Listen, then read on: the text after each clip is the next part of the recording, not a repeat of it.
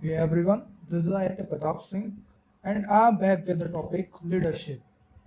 What is leadership? Why leadership is important? What are the different qualities of a leadership? And what are the different types of leadership? So start why leadership is needed in organization or group. So, a good leadership is required because it provides direction, motivates employees, improves coordination, support decision making, manage changes, resolve conflicts, increases productivity, and builds confidence. Think there is an organization which lacks in leadership. What will happen? The internal conflict will arises. No one knows what to do. The different problems arises. So for problem solving and know the roles of the and the responsibilities, the good leadership or a good leader is required, which can handle all the management and support and take a strong decisions which will lead to the shared goal. So now what is leadership? Leadership is the social process of guiding, influencing, and inspiring individuals to work together toward a shared goal. It is not restricted to formal titles or positions, rather, it centers on aligning teams and build trust. Like leadership is the social process of guiding. As I have told earlier, that without the proper leadership, no one knows what to do.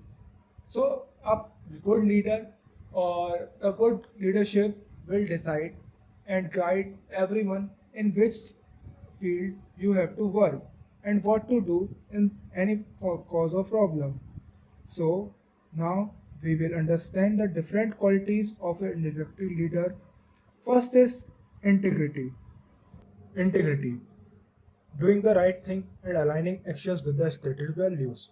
Example, a team leader discovers an error they made in a report, inform the manager immediately, and work with the team to fix it.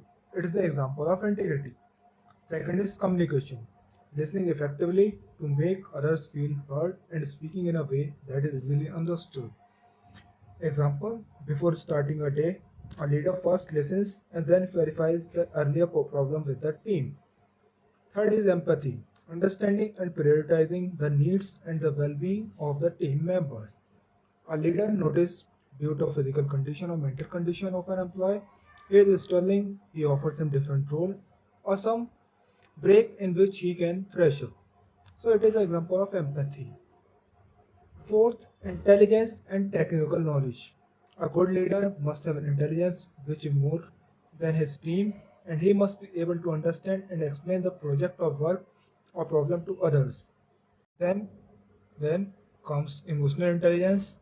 Emotional intelligence allows leaders to recognize, manage, and understand their own emotion as well as those of their team. Their empathy helps in resolving conflicts and reducing stress and fostering a positive work environment.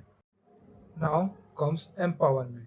Instead of micromanaging, exceptional leaders delegate tasks generously and support their team's professional growth by trusting their employees and providing the necessary resources. They build confidence and autonomy with the workplace. Now, understanding the different type of leadership which are helpful in industries and understanding their natures. Autocratic leadership is a leadership style in which one person makes decisions with little or no input from others. This leadership maintains strict control, gives clear instructions, and expects employees to follow them. In manufacturing plants, during emergencies, machine failure, or safety incident, where quick decisions are essential, this type of leadership is required. Advantage, fast decision making, clear roles and responsibilities. Disadvantage, reduce employees' participation, can lower morale and motivation. The famous example of this type of leadership are Adolf Hitler, Napoleon. And now, in today's world, there is Elon Musk, who is an example of an autocratic leadership. Now, we will understand consultative leadership. Consultative leadership is an inclusive management approach where leaders actively seek input from team members while the leaders retains the ultimate authority and responsibility for final decision. They rely on two-way communication and active solicitation and retained authority and collective insights to shape highly informed and strategic outcomes. Benefit of this style are higher engagement, increased innovation, better decision quality, and a drawback are it is very time consuming, creates bottlenecks, and can frustrate teams. And industry where technology and software development is required, it is needed. Where healthcare and life sciences is required, it is needed. Professional service like consulting, law, accounting, it is needed. And advanced manufacturing and chemical engineering. It is very required, while day-to-day assembly lines require strict protocols. High-level process optimization or industrial adjustment cannot be dictated blindly by the corporate office. So, of this type of leadership, there are two examples very famous. First is Satya Nadella and second is Tim Cook. Satya Nadella, CEO Microsoft, know-it-all mentality to a consultative learn-it-all approach. Tim Cook, who conduct deep dive review sessions and consulting closely. Now, third is persuasive leadership. Persuasive leadership is a management style where leaders use rational, emotional connection, and personal influence to convince team members to buy into a vision or action plan. Unlike authoritative leaders who issue top down commands, persuasive leaders do not rely on their title or corporate power to enforce compliance. They focus on building alignment through trust and data, and it required the high emotional intelligence, strong communication skills, collaboration over conservation. It is required in tech startups, organizational change management, healthcare and biotech research, sales marketing and PR agencies, and metrics organization. A famous example of this type of leadership are Winston Churchill and Nelson Mandela.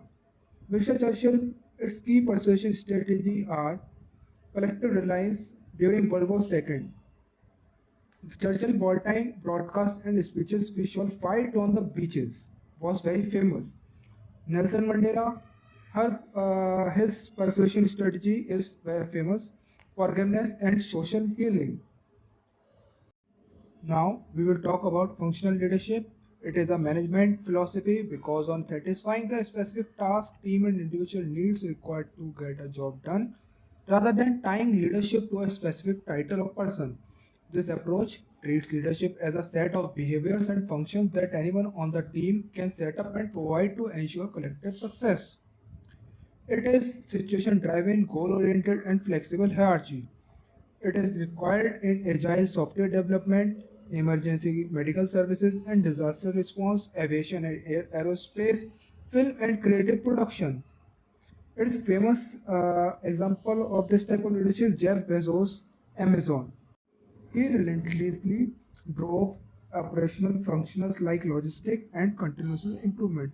Now we will talk about free rein leaders. Free rein leadership, or also known as laissez-faire leadership, is a hands-off management style where leader grants maximum autonomy to their employees. Under this approach, the leader provides the necessary resources and tools but steps back, allowing team members to set their own goals, make decisions, and solve problem identity and independently.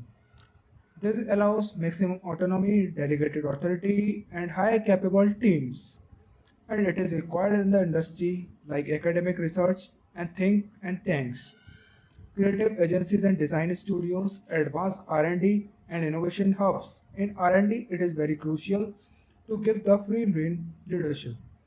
Venture capital portfolio companies, high-level professional services. This type of leadership or leaders are famous like Warren Buffett and Mark Zuckerberg. Warren Buffett is the head of Berkshire Hathaway. Buffett, widely recognized for his leadership management style, he grants his subsidiary manager full controls. Mark Zuckerberg, Meta founder, is also the example of this. Now we will talk about labor leaders. Labor leadership refers to the strategic management and representation of workforce interests, typically executed by union officials, shop stewards, or especially labor relation executives. Unlike corporate leadership styles focus on business profitability, labor leadership prioritizes workers' advocacy, collective bargaining, workplace safety, fair compensation, and employee well-being.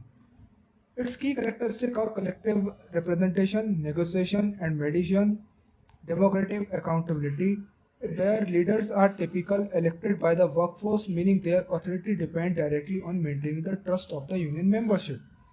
It is required in manufacturing and heavy industry. In automotive, steel, and aerospace manufacturing plants, labor leaders negotiate complex shift patterns, overtime rules, and workplace safety protocols. Transportation, logistics, and shipping, construction and trades, public sector.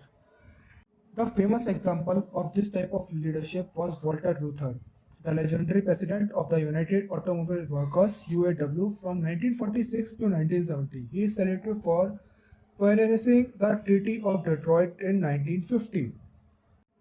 So now, administrative leadership. It is a management style focused on the execution, optimization, and enforcement of organization policies, procedures, and systems.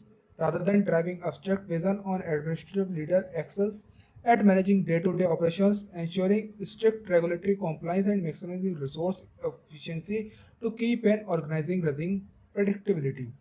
Key characteristic process oriented, resource optimization, compliance and governance.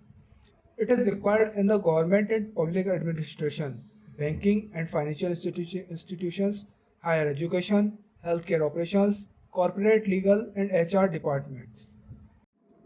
The famous example of this type of leadership is James E. Webb. As a NASA admin from 1961 to 1968, he expertly managed the vast administrative, political, and technical networks required to Apollo program. Second example is Sukumar Sen, India's first chief election commissioner. He designed and administrated the world's largest democratic election in a newly independently and a largely illiterate nation. And third example is the Cyrus the Great, a great conqueror and the masterful administrator of Empire Greek. In this video, I have tried to explain all the things about leadership. If you think I have forgotten something or skipped, so comment me down and stay connected with me for the future videos and the future topics. Thank you.